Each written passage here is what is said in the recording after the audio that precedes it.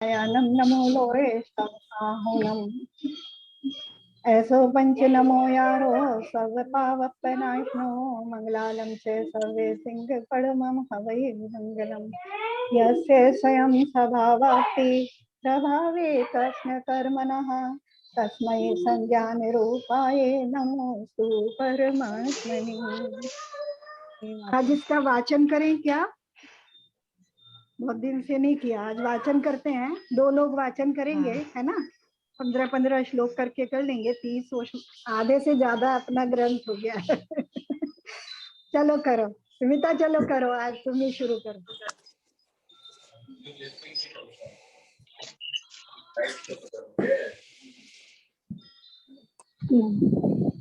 Aunty मेरे को ही कह रहे हो ना? हाँ अच्छा।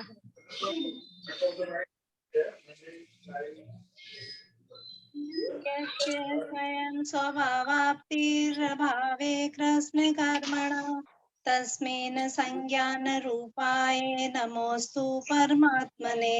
योग्योपादान योगेन शुदा स्वर्णता मता द्रव्यादि स्वादि संपत्ता वात्मनोप्यात्मता मता परम व्रते पदम देवं नाव्रते व्रतनारिकम् छाया तपस्तयो भेद प्रतिपालयर्तु महान् यत्र भाव शिवं दत्ते द्योकियत दूरवर्तिनी यो नयत्याशु गव्योतिं क्रोशार्धे किं ससीदति ऋषिगजमनातङ्गं दीर्घकालोपलालितं नाके नाकोकसां सौख्ये नाके नाकोकसामिव।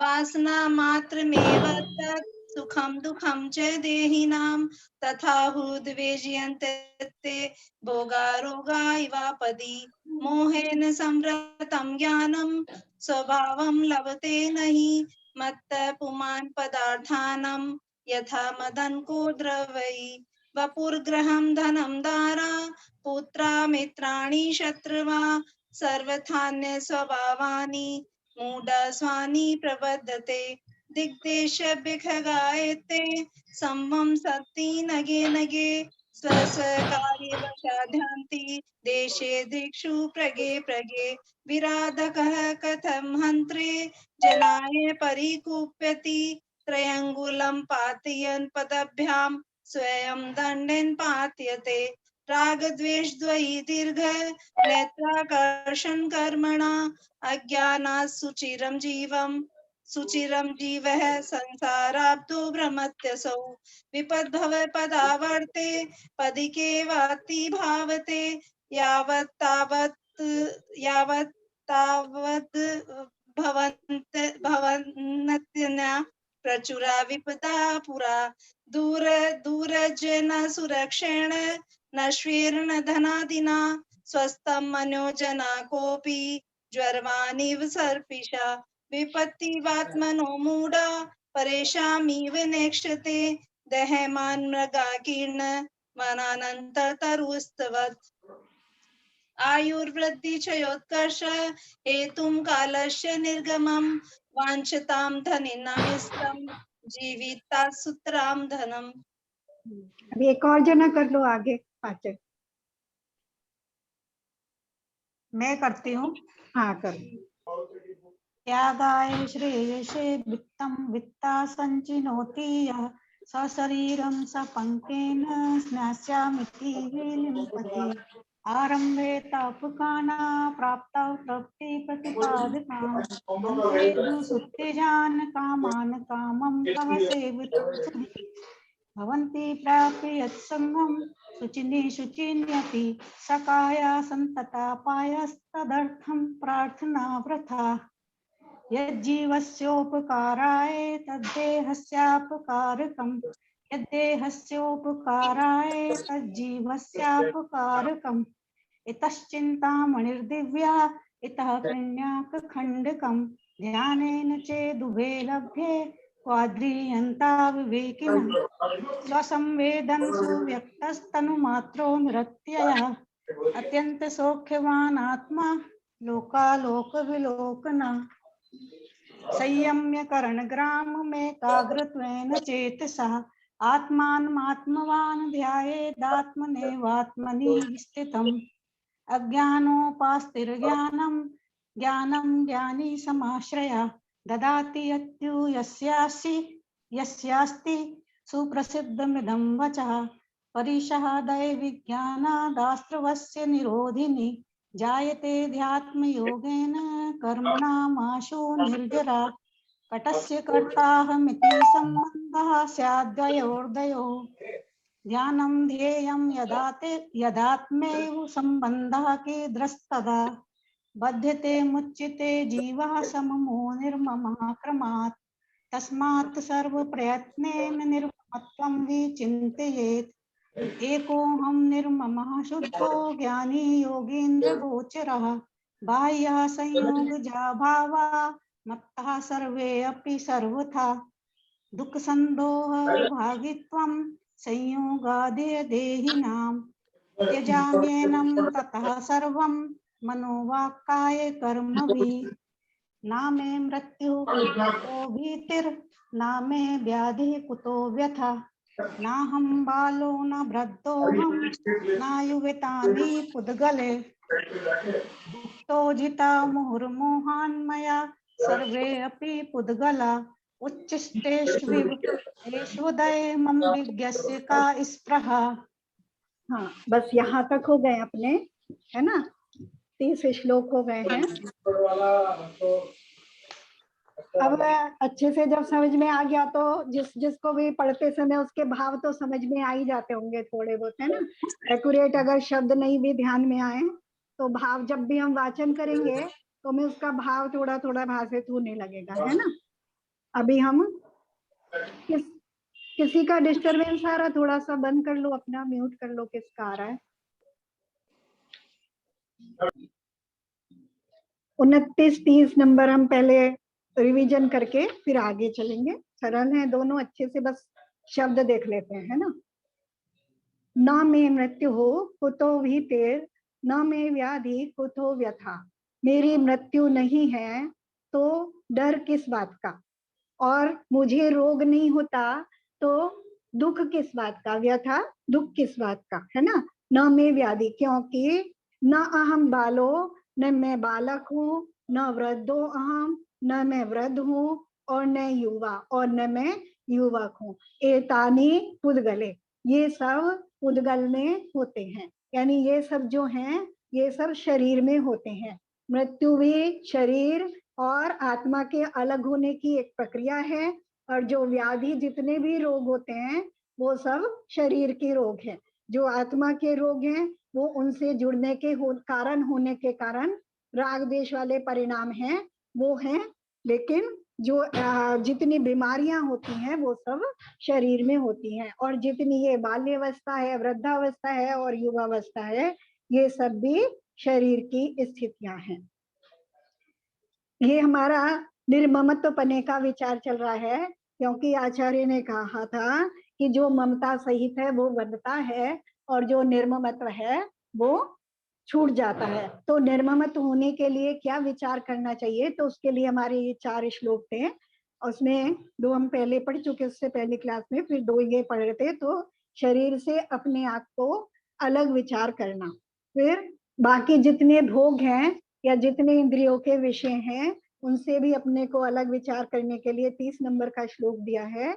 भुक्तो जिता मुहुर मोहान मया सर्वे अपि पुद्गला। भुक्तः उज्जिता, भुक्ता मने भोग कर, उज्जिता मने छोड़ दिए गए हैं, मुहुर मने बार बार, मोहान मोह के कारण, मया मेरे द्वारा, सर्वे अपि पुद्गला सभी पुद्गलों को, मैंने मोह के कारण सभी पुद्गलों को बार बार छोड़ भोग करके छोड़ दिया है ना। अब जो भोग करके छोड़ी गई वस्तु है वो कैसी होती है, तो कह रहे हैं उच्चिष्टेषु एव तेसु अध्य, जो उच्चिष्ट के समान है, जूटन के समान है अथवा वमन के समान है, उसमें तेसु उनमें, उन भोगों में, उन पुद्गलों में, अध्य अब मम विज्ञस्य का स्पृहा, मुझ ज्ञानी की क्या इच्छा या क्या वांछा हो सकती है। अर्थात कोई भी वांछा नहीं है, और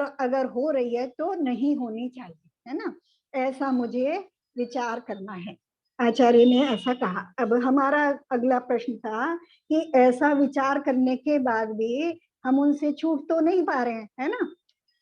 हम अपने लिए करें, चाहे हमें समझ में आ रहा है, हम जान रहे हैं और हमें मान भी रहे हैं कि हाँ वास्तव में ऐसा ही है, लेकिन फिर भी हम उनसे अपने आप को बार बार अलग नहीं कर पा रहे हैं। तो ऐसा क्यों हो रहा है ना। कुछ तो होगा कि ऐसा क्यों हो रहा है, तो इसके लिए आगे का श्लोक आचार्य ने कहा है। तो हम चलते हैं अब 31 नंबर, ठीक है। जो आगे 2 श्लोक आ रहे हैं, वैसे तो इसका हर श्लोक अपने आप में महत्वपूर्ण है, और अगर क्रम से नहीं भी जुड़े और एक भी कोई श्लोक मेरे उपयोग में चले तो मुझे वैराग्य दिलाने में समर्थ होता है ना। और उसका अगर क्रम जुड़ करके कहीं चले तो वो तो फिर बहुत ही सुंदर ध्यान की धारा बन पाती है। तो फिर भी इसको समझने की कोशिश करते हैं। सरल है हाँ, लेकिन भाव बड़ा महत्वपूर्ण है उसका। कर्म कर्म कर्म कर्म हिताबंधी हिताबंधी जीवो जीवो जीव इत स्पह। कर्म कर्म हिताबंधी कर्म कर्म हिताबंधी जीवो जीव इत स्पह। जीवो जीव हितः स्व स्वप्रभाव स्वप्रभाव भूयस्ते भूयस्ते स्व स्वप्रभाव स्वप्रभाव भूयस्ते भूयस्ते स्वार्थम को स्वार्थं को वान वांछति। वान वाञ्छति स्वार्थम को स्वार्थं को वान वांछति। वान वाञ्छति। हाँ, कोई कठिन शब्द नहीं है, चले। कर्म कर्म हिताबंधी कर्म हिताबंधी जीवो जीव हित स्पृह। जीवो जीवित स्पृह स्व प्रभाव भूयस्ते स्वप्रभाव स्वार्थम को वान वांछति। स्वार्थं को वान वांछति।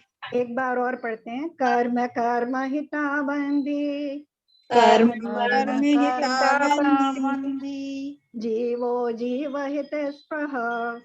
जीवो जीवित स्पृह स्व स्व प्रभाव भूयस्ते स्वप्रभाव भूयस्ते स्वार्थम को वान वांछति।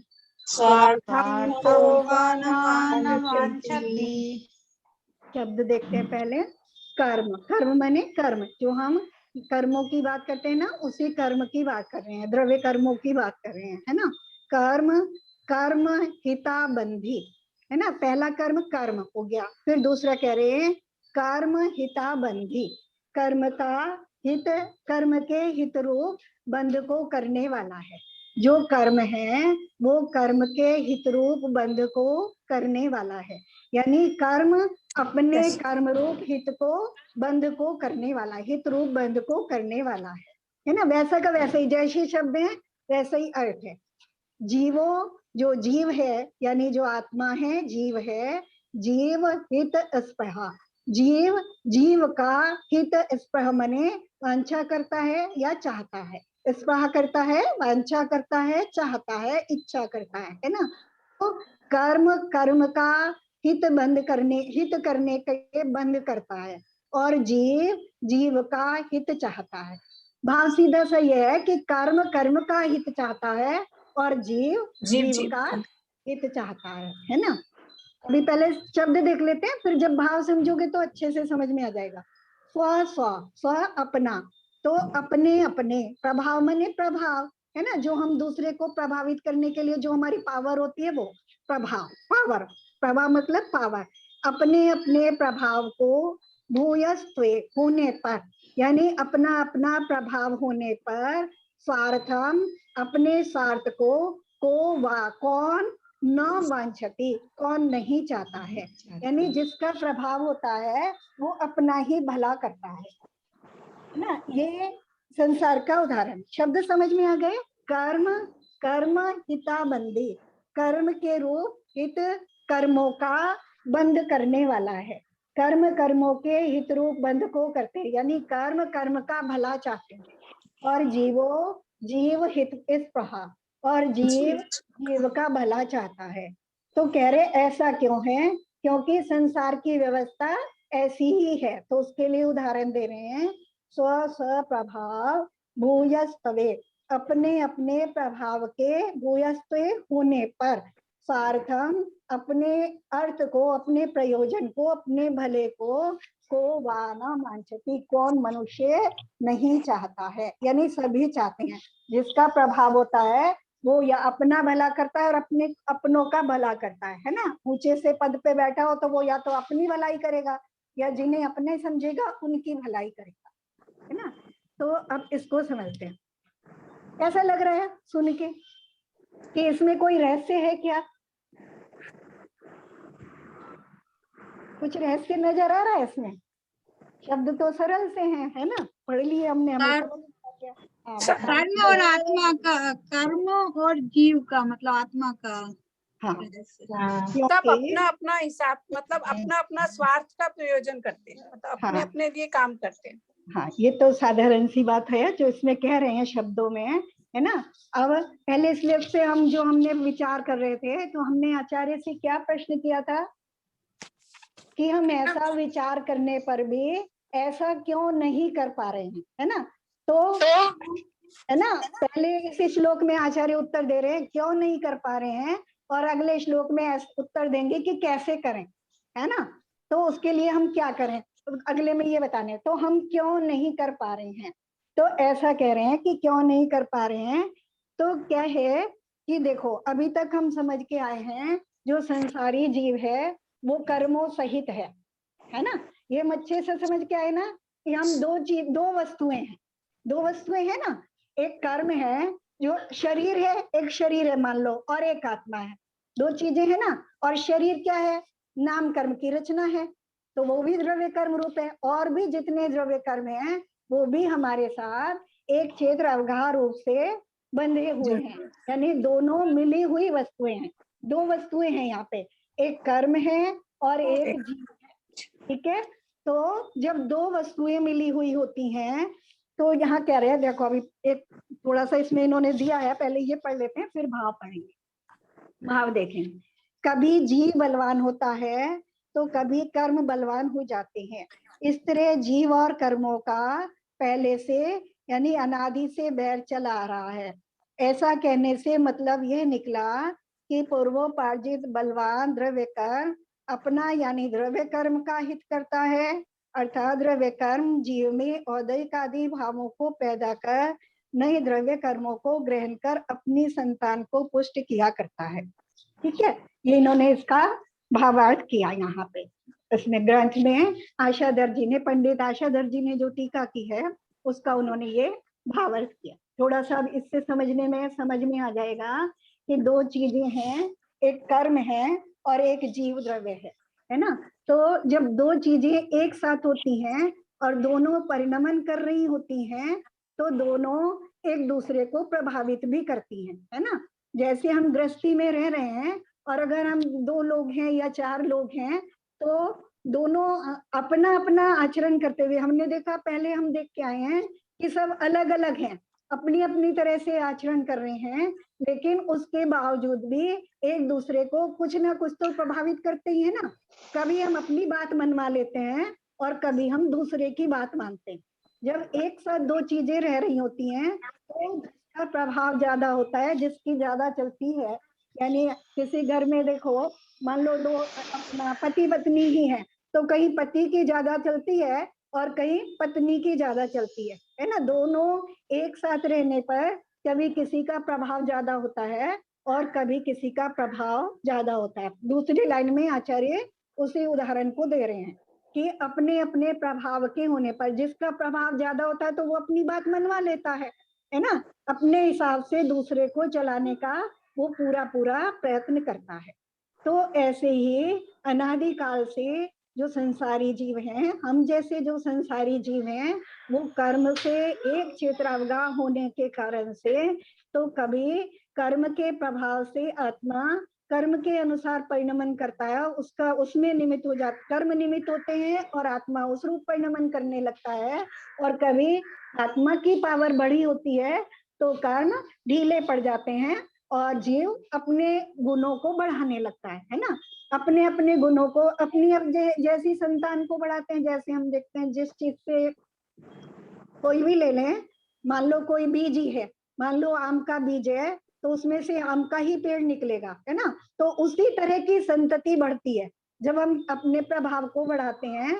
मनुष्य जन्म देगा तो मनुष्य को ही देगा, त्रियंश में जो वैरायटी होगी उसका उसी तरह की वो संतति को बढ़ाता है।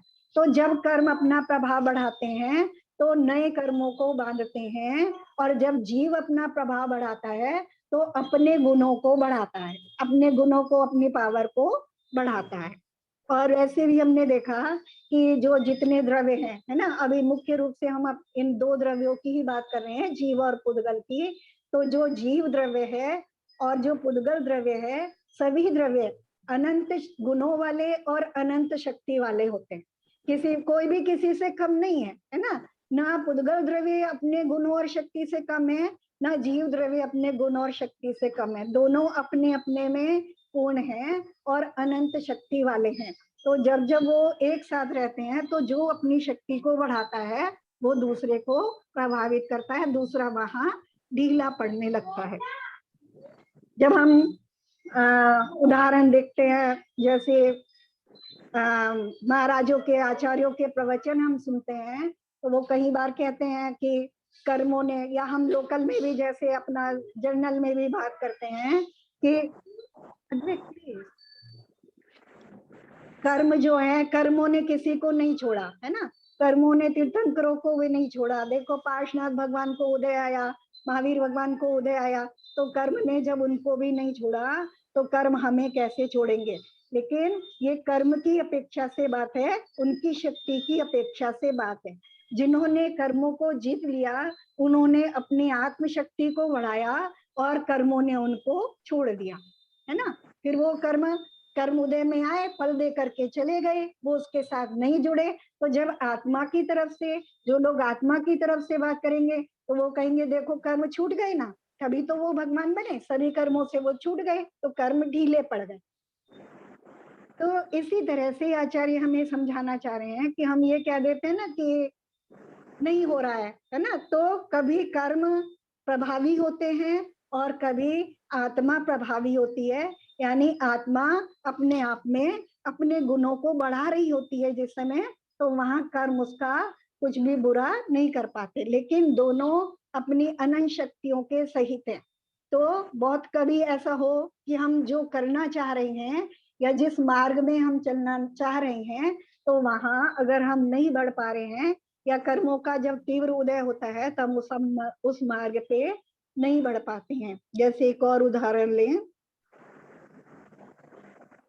आचार्य ने ग्रंथों में ये उदाहरण दिया है कि बरसात के मौसम में जब नदी अब फुल भरी हुई अपने तीव्र वेग से बह रही हो तो उसमें कितना भी तैरने वाला हो, है ना, वो उसमें पार पाने में असमर्थ हो जाता है, क्योंकि वहां नदी का वेग पूरा भरा हुआ और अत्यधिक तीव्र है, तो वहां उसमें पार पाने में समर्थ नहीं होता। लेकिन जब नदी अपने शांत स्वभाव से चौड़े पाट में बह रही होती है तो वहां अगर वो तैरने वाला अपने हाथ पैर मारे और पुरुषार्थ करे तो किनारे पे आ सकता है। कुछ कर्मों के उदाहरण हम ऐसे भी देख सकते हैं, जैसे रामचंद्र जी का उदाहरण। रात को ही हम चर्चा चल रही थी, रामचंद्र जी वनों में घूमते रहे, सम्यक दृष्टि थे, और फिर भी उन्होंने युद्ध किया, है ना, और 6 महीने तक लक्ष्मण जी के शरीर को लेकर जो है ढो करके घूमते रहे उससे। तो वहां वो सम्यक दृष्टि थे, उन्हें वस्तु का, छायिक सम्यक दृष्टि थे, वस्तु का स्वरूप पता था। या भरत चक्रवर्ती का उदाहरण ले लें कि केवल ज्ञान, आदिनाथ भगवान को केवल ज्ञान हुआ और चक्ररत्न की उत्पत्ति हुई, तो वो वहां भगवान के समोशरण में दर्शन करने के बाद, उनकी पूजा इत्यादि करने के बाद दिग्विजय के लिए निकल गए 60,000 वर्ष तक। यानी 60,000 वर्ष तक 6 खंडों में भ्रमण करके दिग्विजय करते रहे, लेकिन जबकि वो वस्तु के स्वरूप को जानते थे, तब भी ना तो वो दीक्षा लेकर के उनके पास बैठे और ना उनके समोशरण में जा पाए 60,000 वर्ष तक। तो इस तरह से जीव को कर्म प्रभावित करते हैं। अकलंक देव आचार्य ने जब कर्म की परिभाषा की है, तो उन्होंने तत्वार्थ वार्तिक में कर्म की ऐसे ही परिभाषा की है कि कर्म जो जीव को पराधीन करे वो कर्म है। इस तरह से हमने कर्म के महत्व को देखा, लेकिन अगर हम खाली कर्म की अपेक्षा से ही देखते रहें तो हम कभी भी अपने गुणों को नहीं बढ़ा पाएंगे, अपनी शक्तियों को नहीं बढ़ा पाएंगे। माना कर्म जो पुद्गल द्रव्य है वो अनंत शक्ति वाला है ना, उसमें भी अपने गुण हैं, अपनी शक्तियां हैं। उसी तरह से जो आत्म द्रव्य है वो भी अनंत शक्तियों वाला है, अनंत गुणों वाला है, और उन अनंत गुणों की अनंत शक्तियां हैं। तो जब आत्मा अपनी शक्तियों को बढ़ाता है तो दूसरे की शक्तियां अलग होने लगती हैं और बंध छूटने लगता है ना। उसके लिए पहले ही बताया थे कि सममो बद्ध और निर्ममा, जो निर्मम है वो ममत्व रहित है, वो बंध से छूट जाता है। तो कभी कभी जैसे उस दिन वो बात कर रही थी ना, रीतु बात कर रही थी है ना, कि हम मार्ग पे बढ़ना चाह रहे हैं, चलना चाह रहे हैं, लेकिन आगे बढ़ नहीं पाते। और इस तरह से जब हम बहुत ज्यादा कोशिश करते हैं तो लोग हमें ऐसे कहने लगते हैं, जाओ तुम घर छोड़ के चले जाओ, पीछे कमंडल ले लो, आरे का बन जाओ, मुनि बन जाओ। तो हमें उस समय भी कैसा विचार करना चाहिए, क्योंकि हमें अपने आत्मगुणों को बढ़ाना है और हम वास्तव में उस मार्ग पे चलना चाहते हैं। तो हमारा अगला स्टेप तो वही होने वाला है ना। और वो क्योंकि ज्ञानी है, वो जानते हैं कि अगला स्टेप ये है, तो वो हमें प्रेरणा दे रहे हैं। हमें उस तरह से सोचना चाहिए कि वो तो हमें प्रेरणा दे रहे हैं और हम बढ़ नहीं पा रहे हैं, चाह भी रहे हैं और बढ़ नहीं पा रहे हैं। तो हमारे कर्म का ऐसा इस समय ऐसा उदय है ना। बहुत ज्ञानी है, बहुत ऐसे अपने पंडित हुए हैं, ध्यानत राय जी हुए, टोडरमल जी हुए, है ना। कितने ज्ञानी थे, वस्तु के स्वरूप को जानते थे, सम्यक दृष्टि जीव थे, लेकिन दीक्षा नहीं ले पाए। कर्म के बंध का ऐसा ही, कर्म का ऐसा ही उदय था, वहां उनका पुरुषार्थ काम नहीं कर रहा था, है ना। और अगर दूसरी तरह के भी लोग कभी कमेंट कर देते हैं कि ज्यादा वो करते हैं, बहुत दिखावा करते हैं या नौटंकी करते हैं। अगर कोई अपना, हम देख रहे हैं अपने परिप्रेक्ष्य में देख रहे हैं, आचार्य तो आगे कुछ और बताने वाले हैं, थोड़ा और डिटेल से बताने वाले हैं, है ना। अगर कोई हमें इस तरह का कमेंट करता है तो भी हमें अपने आप को तोलना चाहिए कि जो वो देख रहा है, उसकी दृष्टि में जो दिख रहा है, क्या वास्तव में मेरे सामने ऐसा कर तो नहीं रहा। अगर मैं ऐसा कर रहा हूँ तो मैं अपने आप को ही चीट कर रहा हूँ, अपने आप को ही धोखा दे रहा हूँ और पतन की तरफ जा रहा हूँ। और मैं वास्तव में ऐसा नहीं कर रहा हूँ, मैं अपना पूरा पुरुषार्थ लगा रहा हूँ अपने गुणों को बढ़ाने के लिए, इस मार्ग पे आगे बढ़ने के लिए। तो फिर ये उनकी अज्ञानता है या उनकी दृष्टि का दोष है। तो इस तरह से हमें सोचना चाहिए। तो हमें समझ में आ गया कि अगर हम चाह करके भी, यानी अपना पुरुषार्थ करके भी, चाह करके भी, वांछा करके भी आगे नहीं बढ़ पा रहे हैं, तो उस समय हमारे कर्म का तीव्र उदय चल रहा है। लेकिन ये हमें हमेशा नहीं लगाना चाहिए, क्योंकि जिस समय अब हम इस मार्ग में लगे हैं, हमें समझ में भी आ रहा है, हमें रुचि भी हो रही है, तब हमें समझना चाहिए कि इस समय हमारा मंद उदय चल रहा है और हमें उसका पूरा पुरुषार्थ करना चाहिए। कुछ मेरे अपने भी भाव थे इसमें, और जितना मुझे समझ में आया वो मैंने कोशिश की है। आचार्य के शब्दों में देखते हैं, है ना। अब आचार्य कह रहे हैं कि हमें क्या करना चाहिए। हमें ये समझ में आ गया कि दो वस्तुएं हैं। हम आज ही सोचें कि हम दीक्षा ले लें और भगवान, या आज ही हम भगवान बन जाएं, तो ऐसा संभव नहीं है, क्योंकि कर्म का भी अपना प्रभाव होता है और आत्मा की अपनी शक्तियां बढ़ती हैं, और कर्म अपनी शक्तियों को बढ़ाता है, वो हमारे अंदर राग द्वेष उत्पन्न करने में निमित्त बनता है, और जितना जितना हम राग द्वेष करते हैं उतने उतने कर्म आकर के और बंधते जाते हैं, और हमारी जो शक्तियां हैं वो कमजोर पड़ती जाती हैं। लेकिन जैसे जैसे अब आगे बता रहे हैं कि आचार्य क्या करना चाहिए, है ना। आचार्य के शब्दों में देखते हैं, 32 नंबर श्लोक देखते हैं, ठीक है। परोपकृति परोपकृति मुत्सृज्यम, मुत्सृज्य मुत्सृज्य है, म नहीं, बिंदी नहीं है, जैसा लग सृज्य हाँ, मुत्सृज्य। परोपकृति परोपकृति मुत्सृज्य, मुत्सृज्य सोपकार परो सोपकार परो भव, भव। है ना। 3 बार करके पढ़ लेंगे, सोपकार परो भव, है ना। सोपकार भव, परोपकृति कृति परोपकृति मुत्सृज्य मुत्सृज्य सोपकार परो भव, सोपकार परो भव, उपकुर्वन् परस्याज्ञो परस्याज्ञो दृश्यमानस्य दृश्यमानस्य लोकवत्, लोकवत् उपकुर्वन् उपकुर्वन् परस्याज्ञो परस्याज्ञो दृश्यमानस्य दृश्यमानस्य लोकवत्, लोकवत्। है ना। पढ़ते परोपकृति मुत्सृज्य परोपकृति मुत्सृज्य सोपकार परो भव, परो भव, उपकुर्वन् परस्याज्ञो उपकुर्वन् परस्याज्ञो दृश्यमानस्य लोकवत्, दृश्यमानस्य लोकवत्। परोपकृतिम् मुत्सृज्य परोपकृति कृति मुत्सृज्य सोपकार परो भव, परो भव, कुर्वन् परस्याज्ञो उपकुर्वन् परस्याज्ञो दृश्यमानस्य लोकवत्। दृश्यमानस्य लोकवत्। देखो पहले शब्द देखते हैं, चलो, है ना। परोपकृतिम, दो अलग अलग कर लेंगे, परोपकृतिम और उत्सृज्य, है ना। परोपकृतिम परोपकार करने की जो प्रवृत्ति है ना, पर का उपकार करने की, दूसरे की भलाई करने की जो प्रवृत्ति है उसको, है ना। उत्सृज्यम छोड़कर, उसको छोड़कर स्व उपकार परह भव, ऐसे लगाएंगे। स्व अपने उपकार को, परह मने अपना उपकार करने के लिए, परह मने तत्पर, यानी लग जाओ, भवः मने हो जाओ, अपना उपकार करने में तत्पर हो जाओ।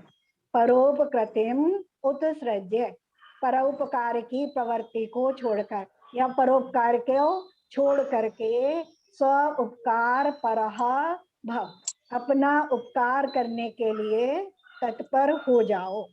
उपकुर्वन् परस्य अज्ञः, उपकुर्वन् उपकार करते हुए, परस्य मने दूसरे का, अज्ञ मने अज्ञानी या मूर्ख, जो दूसरे का, यानी परस्य जो दूसरे का उपकार कर रहा है वो अज्ञ अज्ञानी है। आचार्य कह रहे हैं जो दूसरे के उपकार में लगा है वो अज्ञानी है। किस तरह से? दृश्यमानस्य लोकवत्, दिखाई देने वाले, लोकवत् संसार के समान, जो संसार हमें दिखाई दे रहा है उस संसार के समान। दृश्यमानस्य लोकवत्, देखे जाते हुए या जो दिखाई दे रहा है ऐसे संसार के समान जो दूसरे का उपकार करता है वो अज्ञानी है। संसार की क्या व्यवस्था है? संसार की व्यवस्था है कि जो दूसरे का उपकार करता है वो मूर्ख होता है या अज्ञानी होता है। किसको छोड़ करके? अपने उपकार को छोड़ करके। शब्द हो गए, एक बार फिर से देख लेते हैं। परोपकृतिम उत्सर्ज्य, परोपकार को छोड़कर, स्व उपकार परः भव, अपना उपकार करने में तत्पर हो जाओ। उपकुर्वन् परस्य अज्ञः, दूसरे का, परस्य दूसरे का उपकार कौन करता है? अज्ञानी, है ना। दूसरे का उपकार करते हुए अज्ञानी देखे जाते हैं दृश्यमानस्य लोकवत्, इस दिखाई देने वाले संसार में। कैसा लग रहा है कि आचार्य कैसी बात कह रहे हैं? लग रहा है कि नहीं? नहीं लग रहा है। लग रहा है? नहीं लगना चाहिए, क्योंकि आचार्य तो ऐसा कैसे कह सकते हैं? आचार्य तो गलत शिक्षा तो दे नहीं सकते कभी भी, है ना।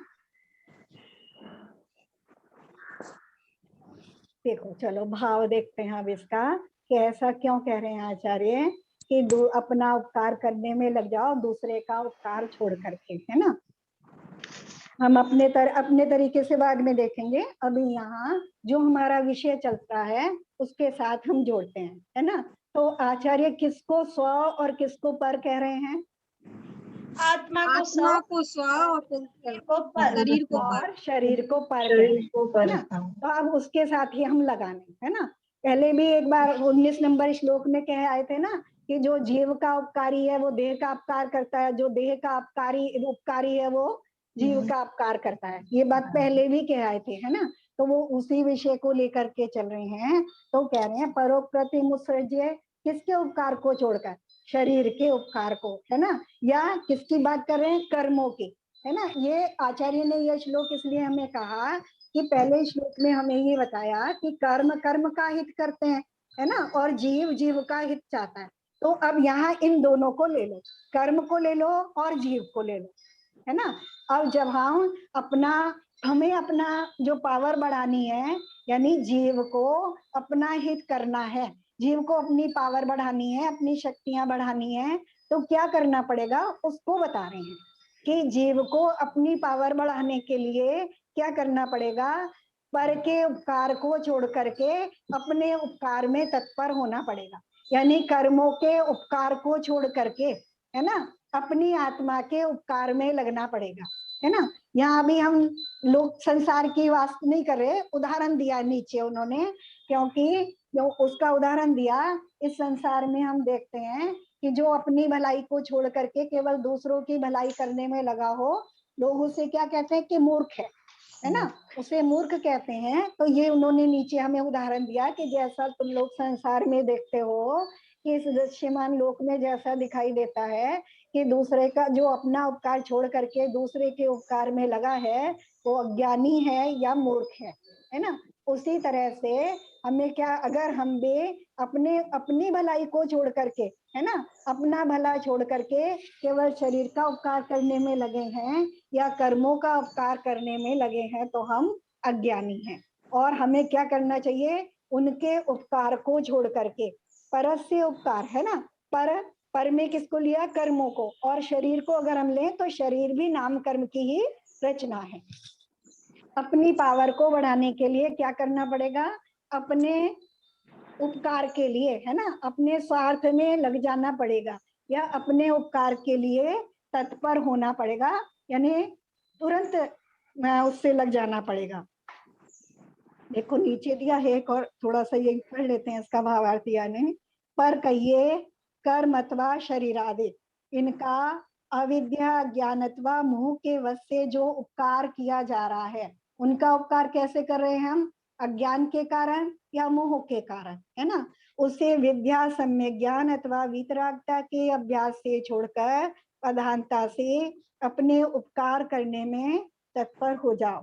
तुम सर्वथा अपने से बाह्य इंद्रियों के द्वारा अनुभव में आने वाले इन शरीरादिकों की रक्षा करना आदि रूप उपकार करने में लगे हुए हो, इसलिए ऐसा मालूम पड़ता है कि तुम अज्ञ हो। जैसे दुनिया के लोग जब तक दूसरे को दूसरे रूप में नहीं जानते तब तक उनका उपकार करते हैं, परंतु ज्यों ही वे अपने को अपना और दूसरे को दूसरा जानते हैं, उनका उपकार करना छोड़कर अपना उपकार करने में लग जाते हैं। तो ये हमें आचार्य अच्छे से समझा आए हैं कि शरीर अलग है और मैं अलग हूँ। और शरीर से संबंधित जितनी वस्तुएं हैं, जब शरीर एक क्षेत्र अवगाह होकर भी मैं नहीं हूँ, मैं उससे अलग हूँ, तो उससे संबंधित जो चीजें हैं वो मेरी कैसे हो सकती हैं? तो वो तो मेरी बिल्कुल भी नहीं है। लेकिन मैं क्या कर रहा हूँ, मैं जितनी अज्ञानता के कारण और मोह के कारण उनको अपना मान रहा हूँ, है ना। संसार में भी हम जब तक दूसरे को अपना मानते रहते हैं तब तक ही हम उनका भला करते हैं। जब हमें वो लगने लगते हैं कि वो अपने नहीं है, तब हम उनके लिए कुछ नहीं करते, है ना। तो ऐसे ही जब हमें पता चल गया कि जो शरीर है वो मैं नहीं हूँ, तो मुझे उसके लिए कार्य को करने को छोड़ करके जो मैं हूँ, है ना, मैं क्या हूँ, मैं जीव तत्व हूँ, मेरी क्या शक्तियां हैं, मेरे क्या गुण हैं, और वो कैसे बढ़ते हैं और उनको कैसे बढ़ाना है, आगे आचार्य उसी को बताने वाले हैं। आगे के श्लोकों में बताएंगे कि उनको हम कैसे बढ़ाएं, है ना।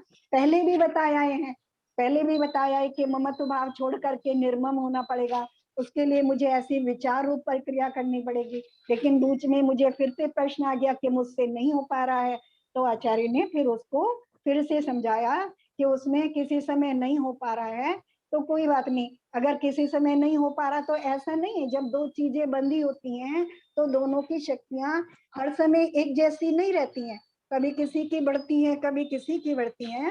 तो जिस समय ऐसा लगे अब दूसरे की शक्ति थोड़ी ढीली हो रही है, मैं शांति में हूँ, साता में हूँ, उस समय मुझे अपने पोशाक को उस समय और ज्यादा रूप से बढ़ा देना चाहिए अपने लिए, है ना। जिन जिन माध्यमों से मेरा भला हो सकता है उन माध्यमों से मुझे अपने पावर्स बढ़ाने चाहिए, अपनी शक्तियां बढ़ानी चाहिए। क्या है मेरी शक्तियां? क्या है? ज्ञान है, दर्शन है, चारित्र है ना। सम्यक दर्शन ज्ञान चारित्र है ना। अगर सम्यक दर्शन ज्ञान चारित्र प्राप्त हो गया तो वहां कर्म, फिर कर्मों का कोई बस चलेगा क्या? मान कोई बस चलने वाला नहीं है। तो सम्यक दर्शन क्या है? वो मेरा श्रद्धा गुण है, मैं उसकी शक्तियां कैसे बढ़ाऊं। ज्ञान के असम्यक ज्ञान क्या है? वो मेरे ज्ञान गुण की अवस्था है, मैं अपना ज्ञान कैसे बढ़ाऊं, मैं अपना चारित्र कैसे बढ़ाऊं, है ना। आचार्य भी आगे उसको बताने वाले हैं कि कैसे करना है, लेकिन थोड़ा थोड़ा हम पीछे से अभी भी समझ के आए हैं। कर सकते हैं कि नहीं कर सकते? है ना, कर सकते हैं ना। कर सकते हैं। हाँ, अच्छा बताओ क्या क्या करना चाहिए अपनी अपनी भाषा में, अपनी भूमिका में बताओ हमें क्या करना चाहिए अपनी शक्तियों को बढ़ाने के लिए, है ना। बहुत सारा ज्ञान हो गया, सबने सब पढ़े हैं, सबने तत्वार सुख पढ़ लिया, सबने छह डाला पढ़ लिया, और अब भी आचार्य की बहुत सारी चीजें हम समझ के आए हैं। बताओ हमें क्या करना चाहिए। और सबसे बहुत पहले तो आंटी प्रमाद का ही त्याग करना चाहिए हाँ, और अपने हित के लिए, मतलब हाँ, और क्या करना चाहिए? स्व और पर का भेद करना, स्व और पर का भेद रखना चाहिए। स्वर पर का भेद कैसे करेंगे? मतलब हमारी आत्मा अलग है और शरीर अलग है, इंद्रियां सुख अलग है और शरीर आत्मा जो हमारी है वो अलग है। हाँ, वो कैसे करेंगे? अपनी आत्मा की शक्तियों को पहचानेंगे पहले तो, किस माध्यम चिंतन से? के द्वारा, चिंतन चिंतन करेंगे। के द्वारा। जैसे मैं बताऊं, मुझे ध्यान कभी के द्वारा। मैं बताती हूँ।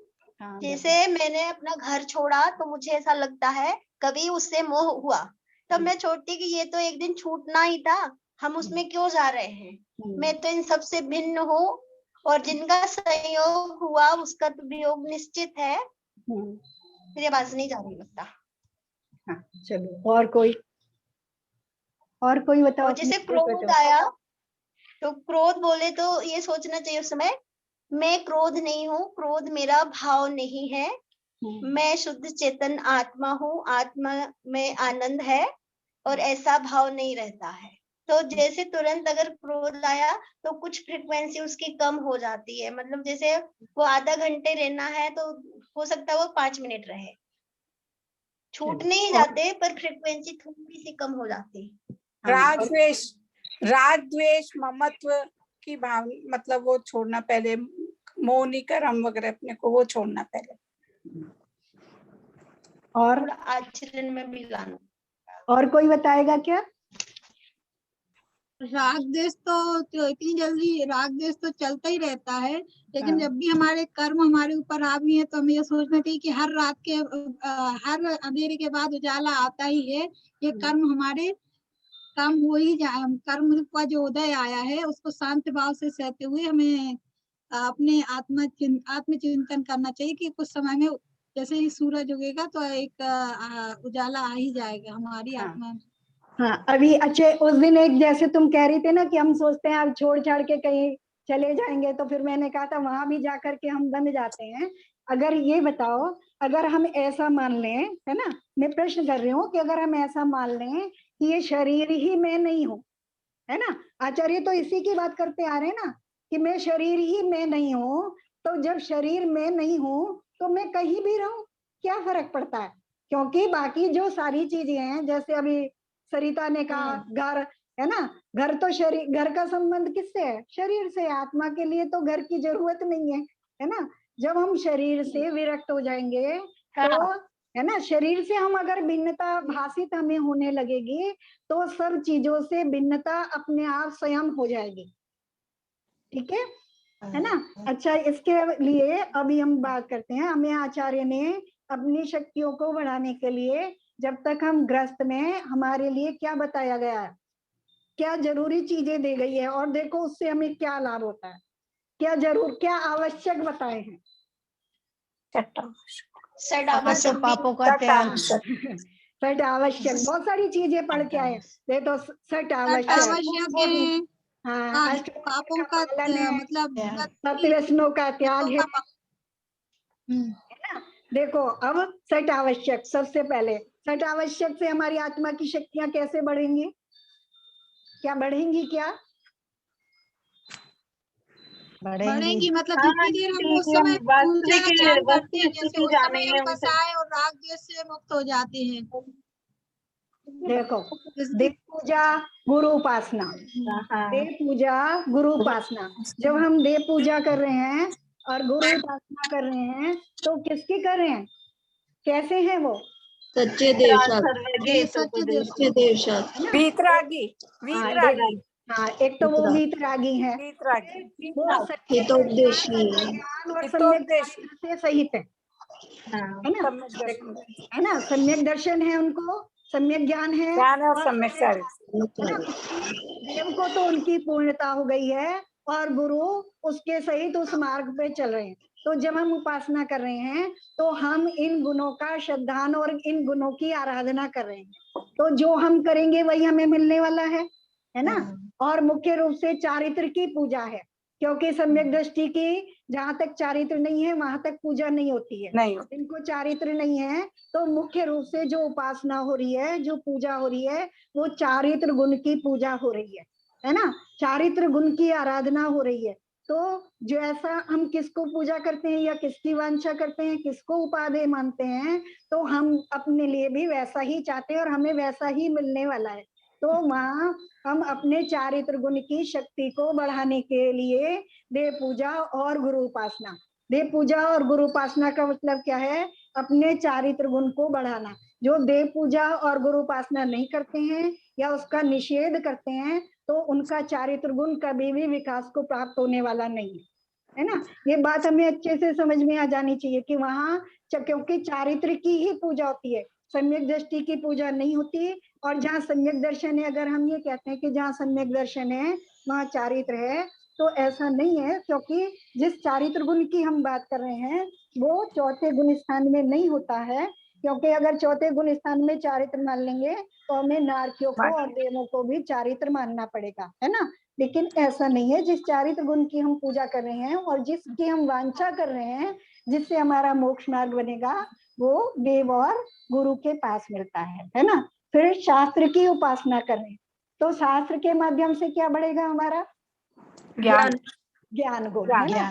देव शास्त्र गुरु की जो हम उपासना कर रहे हैं तो उससे हमारा चारित्र और ज्ञान गुण बढ़ने वाला है। फिर और क्या करते हैं, देव पूजा, गुरु उपासना, स्वाध्याय, स्वाध्याय से क्या होने वाला है, स्वाध्याय से वही हमें ज्ञान मिलेगा, उससे ज्ञान मिलेगा, हाँ, हमारा ज्ञान सम्यक हो पाएगा और हमारा श्रद्धान भी उसी के माध्यम से सम्यक हो पाएगा, है ना, क्योंकि वस्तु का स्वरूप जैसा है वैसा हम उसी के माध्यम से जान पाएंगे, है ना। तो स्वाध्याय संयम, और जितना हम अपनी सामर्थ्य के अनुसार संयम धारण कर सकते हैं, तो संयम से क्या होगा, संयम से भी हमारा चारित्र गुण की वृद्धि होगी, इंद्रियों पे कंट्रोल होगा। तब से भी हमारा चारित्र गुण बढ़ेगा, हमारे गुणों की वृद्धि, और दान से हमारी कषाएं कम होंगी, है ना, हमारा लोभ छूटेगा, मान इत्यादि हमारा कम होगा।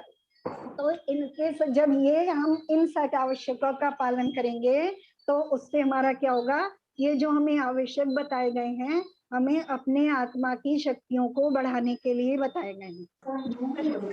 अष्टमूल गुण का पालन है वो भी इसीलिए है, उससे भी हमारी आत्मा की शक्तियां बढ़ती हैं। सत्य व्यसनों का त्याग है ना, या रात्रि भोजन का त्याग, देव दर्शन का पालन, पानी छान करके पीना, जितने ये हमारे लिए ग्रस्त के लिए कहे गए हैं वो हमारे आत्मा की शक्तियों को बढ़ाने के लिए कारण बनते हैं, उसमें निमित्त बनते हैं।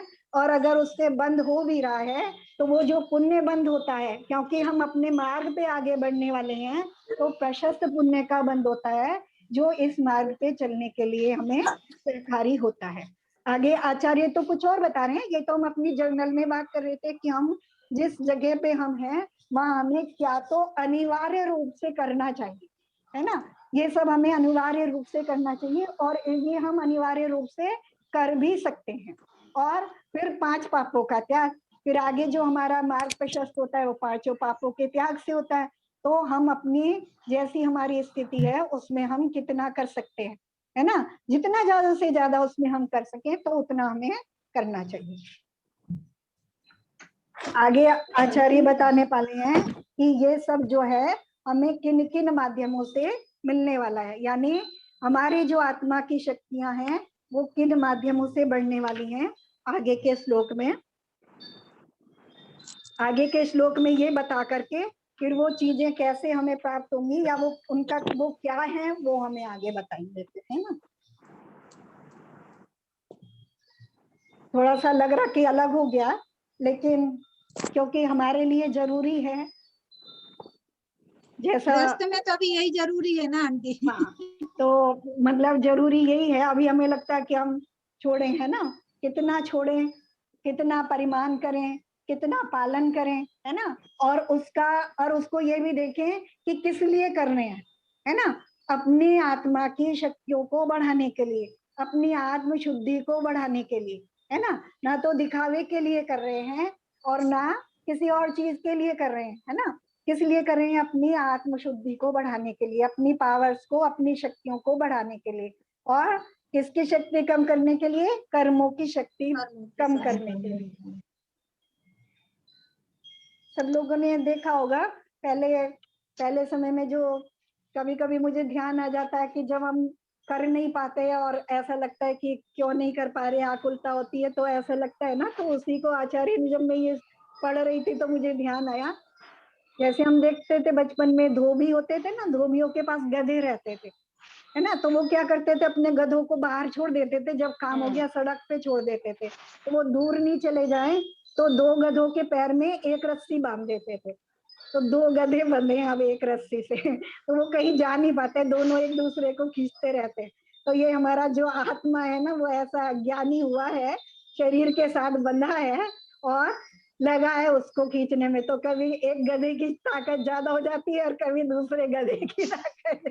तब तक तो गधे बने ना जब तक हम अपनी शक्तियों को नहीं बढ़ा रहे, है ना, तो कभी हमारा प्रभाव ज्यादा हो, अगर हम अपने प्रभाव को बढ़ाना चाहते हैं, अपनी पावर को बढ़ाना चाहते हैं, तो आचार्य हमें जो मार्गदर्शन दे रहे हैं उस मार्ग पे हमें निरंतर लगे रहना चाहिए, है ना, और उसके साधन भी जो हम करना चाहेंगे तो उसके साधन भी हम निकाल लेंगे कि रोजाना पूजा कैसे करें, है ना, भले ही मंदिर नहीं जा रहे हैं, घर में अटके ही पूजा कर सकते हैं, दान कैसे करें, जिस द्रव्य से पूजा कर रहे हैं वो दान कैसे भी, जो भी द्रव्य हमारे पास उपलब्ध है जिस तरह का भी है हम उसी तरह से पूजा करके उसका रोजाना दान कर सकते हैं। रोजाना दान करने के लिए ऐसा व्यवस्था बना सकते हैं कि रोजाना हमने दान निकाला, फिर जहाँ जरूरत हुई तो वैसे, और रोजाना नियम लेकर के हम संयम और तप भी कर सकते हैं, है ना, सब प्रकार से कर सकते हैं। तो जो हमारे आवश्यक है उसके लिए भी जब हम करना चाहेंगे तो जैसे हम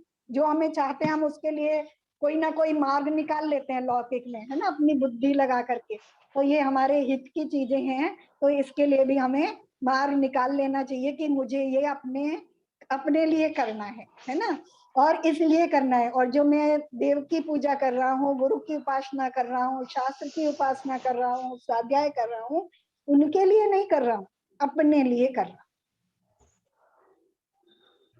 ठीक है, एक बार शब्द पर्व के दिनों में तो ये भाव बहुत आते हैं, मतलब जैसे अष्टमी चतुर्दशी है, कोई भी है, कुछ भी, लेकिन ऐसे रोज इतना मतलब ऐसे इतना नहीं होता कि भाई सही मतलब करें तब करें, मतलब ऐसा कि इतना नहीं होता, मतलब ऐसे। हाँ देखो, लेवल का नहीं हो पाता, लेकिन कर तो लेते हैं। हाँ नहीं ऐसे तो करते, लेकिन उस दिन जैसे मन से इच्छा होती है कि मतलब करें, मतलब ऐसे कि रात से ही ऐसा हो जाता है कि अपन कर दिए ऐसे तो आचार्य इसमें यही तो बता रहे हैं कि परोपकार को छोड़ करके अपने उपकार में लग जाओ। अब जो अपना भला चाहेगा तो वो कैसे ना कैसे भी निकाले, है ना, थोड़ा भी समय निकाले, ज्यादा भी निकाले, और निकालेगा तो है ना, तो करना तो पड़ेगा। अगर हम अपना भला चाहते हैं तो अपना भला करने के लिए अपना काम तो करना पड़ेगा ना। अपना पेट भरने के लिए अपने मुंह में रोटी तो डालनी पड़ेगी ना, ये बताओ, या नहीं? खाली दूसरे को बना के खिलाते रहे तो काम चलेगा क्या? कब तक बना के खिलाओगे फिर? अगर अपने मुंह में नहीं डालोगे, केवल दूसरे को खिलाते रहोगे तो कब तक खिला पाओगे? अपना भी पेट भरना ही पड़ेगा, बिना अपना पेट भरे दूसरों को। हाँ, तो इसी तरह से अगर हम अपनी पावर्स नहीं बढ़ाएंगे, केवल शरीर की सेवा में लगे रहेंगे तो क्या होगा? शरीर की सेवा करते करते, पुद्गलों की सेवा करते करते कहाँ पहुंच जाएंगे? वहां पहुंच जाएंगे जहाँ पुद्गल ही दिखेंगे, पुद्गल जैसे जड़ वस्तु। हमारी आत्मा की शक्ति क्षीण होती चली जाएगी ना फिर। हाँ, एक इंद्रिय में पहुंच जाएंगे और जड़ जैसे ही दिखेंगे बस। वहां अपनी पावर तो, क्योंकि फिर तो हम ढीले होके पड़े रहेंगे ना, अपने पेट में रोटी नहीं डालेंगे तो हमारी शक्तियां तो बिल्कुल समाप्त हो जाएंगी, तो हम कैसे करेंगे? तो हम अपने लिए अगर नहीं करेंगे तो फिर से वहां पहुंच जाएंगे जहां से निकल के आए, है ना। तो हमने बहुत पुरुषार्थ किया है, अपनी शक्तियां हमने इतनी बढ़ा ली हैं, हम यहाँ तक पहुंच गए हैं, बहुत पुरुषार्थ किया है ये सब हमने, तभी हमें आज मिले हैं ये सब। तो उस पुरुषार्थ को अब मतलब क्या है कि उस जगह आ गए हैं जहां हम अपना पुरुषार्थ ऐसे मारे और हम तैर के पार हो जाएं, उस जगह आ गए हैं ना। तो आचार्य ने बिल्कुल शुरू में ही कह दिया था कि योग्योपादान योगेन दृष्टा स्वर्णता मता, है ना, ऐसे ही आत्मा भी आत्मपने को प्राप्त हो जाती है। तो हमें वो सब जो मिला है जिसके माध्यम से हम अपने गुणों को, अपनी शक्तियों को बढ़ा सकते हैं, वो सब हमें वो करना तो पड़ेगा, है ना। आंटी हम लोग को तो ये लग रहा है कि हमने ना ये लॉकडाउन में अपना टाइम का सबसे ज्यादा सदुपयोग कर रहे हैं, कि ऐसा तो मतलब ऐसा कभी स्वाध्याय ना कर पाते ना करते, और जो अभी हमने इतना मतलब ऐसा लगा कि सबसे अच्छी अपॉर्चुनिटी मिली है, इसका हमें पता नहीं अंदर से बहुत अच्छा लगता है कि चलो कम से कम हमने इस बहाने बहुत सारी चीजें, मतलब यहाँ भी नहीं दूसरा यूट्यूब, अब टाइम ही टाइम रहता है तो वो सब चीजें करने में आ जाती है। अब कि जबकि ज्यादा काम करना पड़ रहा है घर में, काम ज्यादा करने के बाद भी समय मिल जाता है। हाँ, और क्योंकि ये रुचि की बात है ना। पहले कहाँ क्लास में कहाँ पाती थी तुम, जब मंदिर में अपन क्लास रखते थे सत्संग में, तब तो तुम आ भी नहीं पाती थी, है ना। और क्या था, लेकिन तब तो जबकि बाई भी थी, सब कुछ था, साधन थे, लेकिन उनके साथ बल्कि बाइयां रहती तो आकुलता ज्यादा लगी रहती आंटी। हमें तो ऐसा लगा अभी भाइयों के साथ आकुलता ज्यादा है, अपना काम कभी भी कर लो छोड़ के। तो इससे हमें क्या पता चलता है? इससे हमें पता चलता है कि कर्म का उदय मंद चल रहा है ना। इसका मतलब क्या हुआ कि कर्म का उदय मंद है, और हम अब अपनी पूरी शक्ति से फायदा उठा लें इस बात का, है ना, अपने को ऊपर चढ़ाने के लिए जितना भी कर सकें उतना लगे रहें अपना, है ना। समझ में आने लगा विषय, लगभग हमने सारा पढ़ लिया है ना। और करना तो क्या है? करना तो बस इतना ही है कि शरीर और आत्मा को अलग करना है, और तो कुछ करना भी नहीं है कि कर्म अलग है शरीर अलग है आंटी। अभी करना तो कुछ है ही नहीं, बस इतना सा करना है सिर्फ।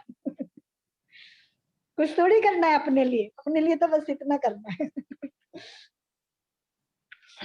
चलो अपना समय हो गया वो ज्यादा। एक जबलपुर का शिविर लगा था, वो अमित शास्त्री करके उनका 4 मतलब बच्चों की भी 2 क्लास थी और बड़ों के लिए भी गुण स्थान का और तत्वासुत का चालू किया उनने।